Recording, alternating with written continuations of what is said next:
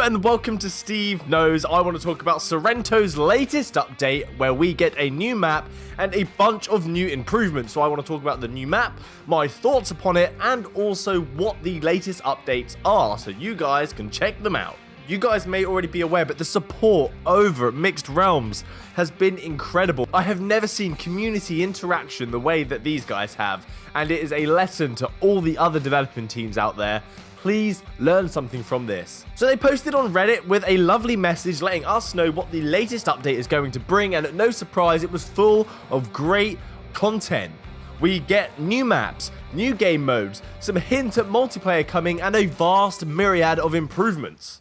Hey ninjas, as our commitment to make us the best value game you can get on the Oculus Quest, we are bringing more free content, updates and improvements to Sairento VR Untethered. Here's what you can expect in today's patch. A new map. The star of the show is a new map called Training Hall. This takes us on a multi-story dojo aesthetic, and you'll be slipping and sliding across the lacquered floors, doing what you do best, dishing out carnage. So in this map, the first thing you may notice is that it's not a huge map. Compared to the other maps that are there, this is rather small. It's like 2 rooms at best. But as you'll probably notice on other maps, it's lots of open space for you to mess around in, and this is a lot more condensed, so it's kind of the same content, just less empty space. And what's great about this one is there are 3 tiers for you to battle it out against your waves upon waves of enemies.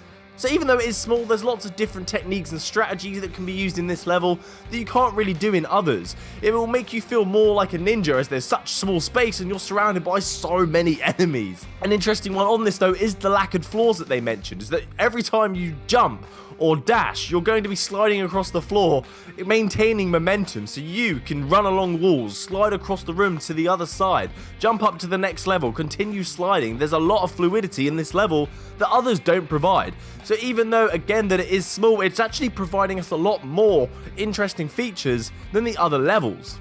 The room does look very much like a dojo for you to practice your fighting in. It kind of reminds me of when Neo is fighting Morpheus in The Matrix.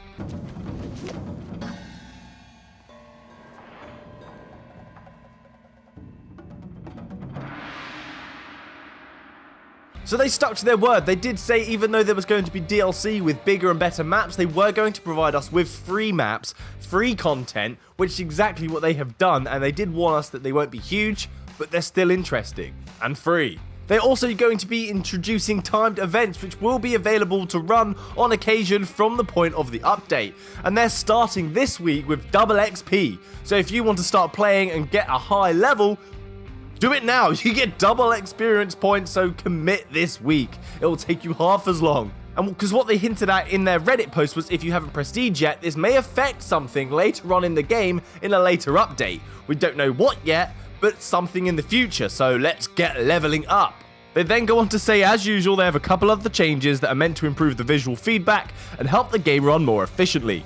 We look forward to an exciting end of the month with the reveal of our multiplayer co-op mode and even more content. Yes, it's coming! I need multiplayer for this game. It's so fluid. There's so many weapons. It's so fast paced. It's perfect for an online battle arena, multiplayer, killing, action. Bad day. It would also be great to have a community event where we could play with each other online. They then go on to thank us for the support that they have given us, but I suppose they're only doing their job for the love and appreciation of us gamers, so let's keep giving it to them. They deserve it. So I'm going to go over the patch notes now so you know exactly what is in the update. There will be a double XP event from the 15th of September till the 23rd of September. If you haven't got this timed event, please make sure that you're connected to the Wi-Fi so it will sync. They've added a new map, Training Hall, which we already know about. They've added tooltips on the loading screen. They've added bullet decals when hitting the environment, up to 50. I actually checked this out by shooting the wall, just firing away, like bam, bam, bam, bam, bam, and you start seeing, once you get a high load into the wall, you start seeing single dots starting to disappear where it's reached its limit. But it's a huge improvement from what it was, from like 3 to 50. They've added spark effects when you're sliding. They've added visual effects when enemy spawns, like the Terminator traveling back in time. Things that have changed, they have increased the number of bullet casings that come out of your weapon from 3 to 35. They've improved the bullet casing texture because that's what we look at, isn't it? The tiny bullet cases, but still, visual improvements. They've reduced the speed of panning in the center dojo, which is the lobby. They've optimized the performance in the Sanctuary map. They've optimized explosion effects for certain relics. They've improved projectile handling. They fixed the incorrect UI that's shown in survival mode. DLC now works without having to be connected to the internet. I was like, oh my goodness, not gonna have another Xbox TRM situation, are we? They've improved the menu scrolling sensitivity, and also more relics now work as intended. So that's from me, just talking about the Sairento update and my thoughts on the latest map. Thanks for watching. Steve knows, guys. Happy gaming. Good day. I'm gonna show you how to turn yourself into a ninja with your jumper.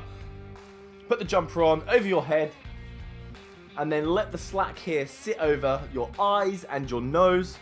Take both of the arms, tighten it so you get that ninja view, and then you want to cross the arms at the back until it's tight enough, over like this. And there we have a ninja.